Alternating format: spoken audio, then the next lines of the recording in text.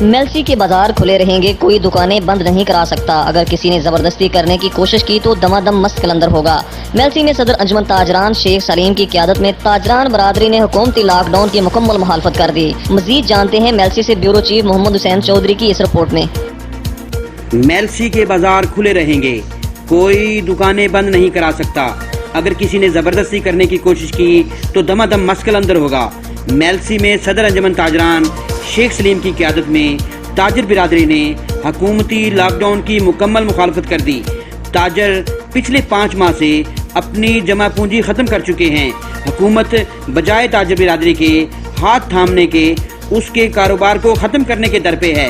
صدر شو روم راؤ ریاض احمد چودھری اکمل ایڈوکیٹ شیخ نعیم پاشا سمیت مختلف تاجروں نے صحافیوں سے بات کرتے ہوئے کہا کہ ہم نے اپنی دکانوں میں ادھار رقم لے کر مال لائے ہیں تاکہ عید پر اپنے بچوں کی روزی روٹی کما سکیں، مگر اس حکومت کے لاک ڈاؤن کی وجہ سے ہم پر فاقوں کی نوبت آ گئی ہے۔